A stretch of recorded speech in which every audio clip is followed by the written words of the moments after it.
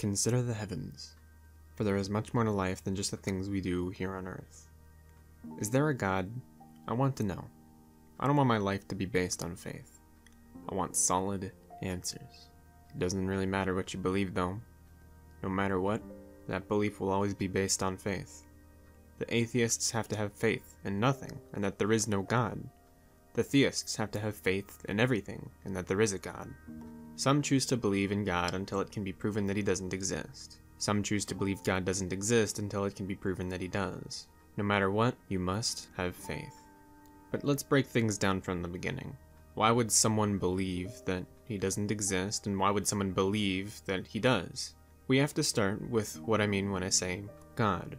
There are many different definitions people give, but I tend to use the word God to mean any form of a higher power or higher intelligence. The person or persons that began this universe. Whether that's a programmer starting up a simulation, or an omnipotent being that knows and can control everything. Imagine a line of falling dominoes. Each one is pushed over by the previous one, and each one pushes over the next one. Our universe acts in a very similar manner. Every action has an equal and opposite reaction. Said action was caused by something else, and that something else was caused by whatever else came before it. Following this line from right this very moment all the way back to the beginning of our universe begs the question, what caused the first reaction? Something had to trigger the existence of our universe, right? The question of where our universe came from is fundamental. There are a few ways to approach it. The first is that something with intelligence created this universe. The second option is that the universe has always been around. The third option is that nothing created the universe. The fourth option is that the universe created itself. We can forget the idea that the universe came from nowhere, because if all that exists is nothing, then all that can continue to exist is nothing. If nothing created the universe, then you can't really call it nothing, as it is not only able to do something, but everything. The idea that the universe created itself can also be scratched off the list because it again has origins in the idea that nothing created everything.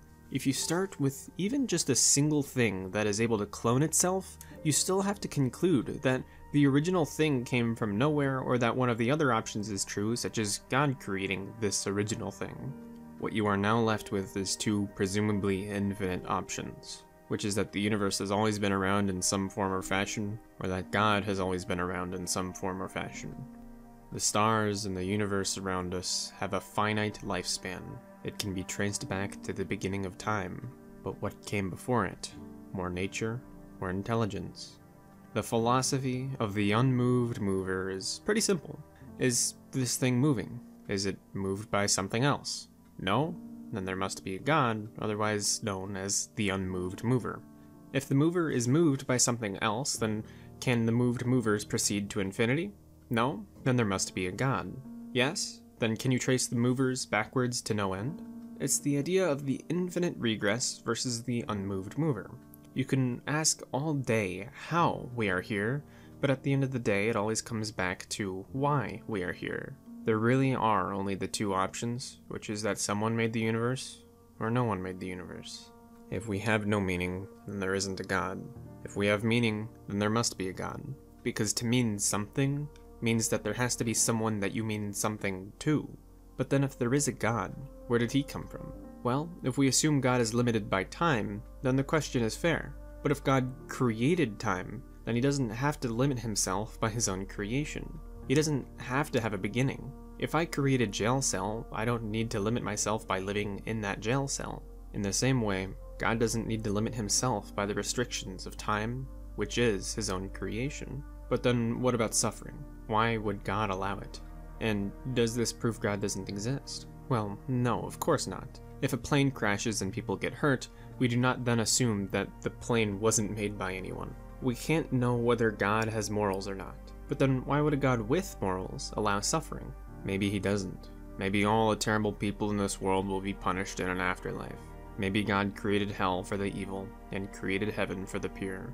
Maybe Earth is just a place where we get to experience a bit of heaven and a bit of hell mixed together and decide for ourselves where we think we'll go.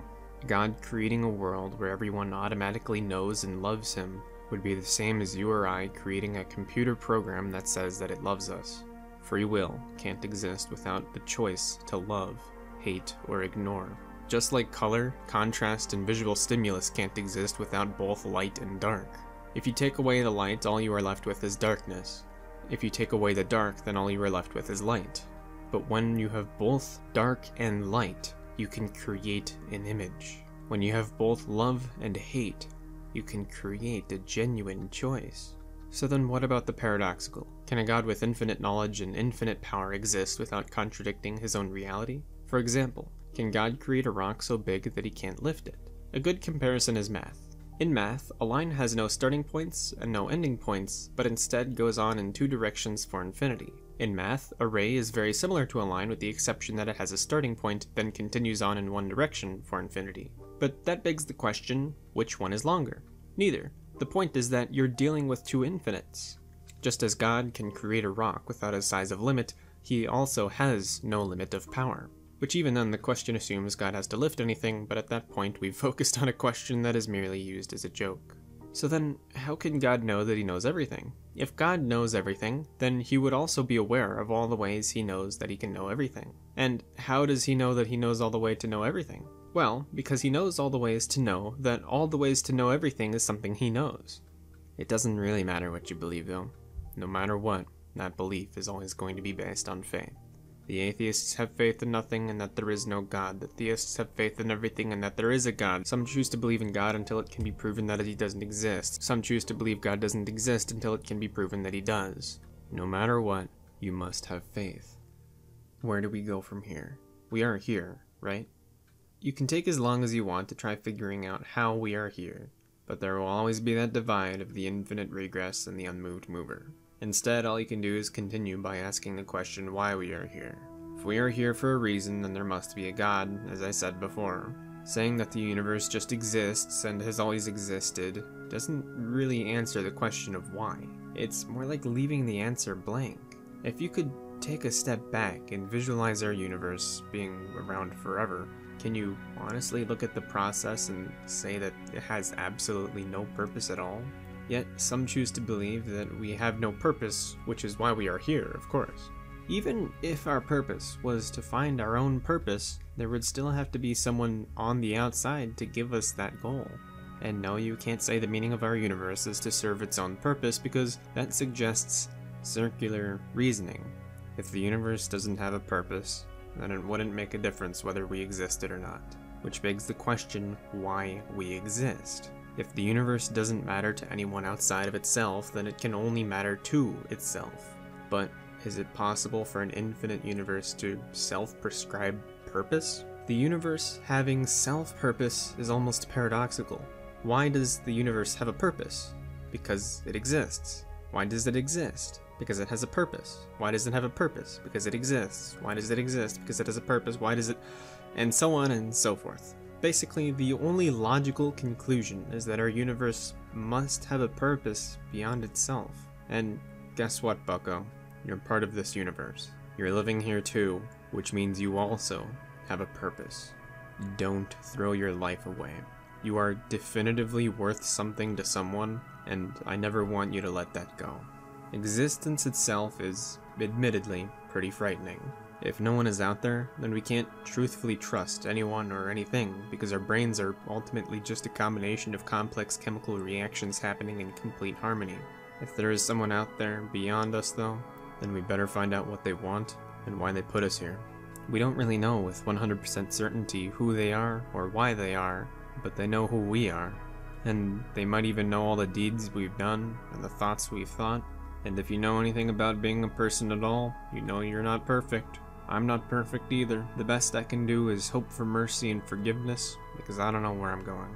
I don't know where I'm going when I die.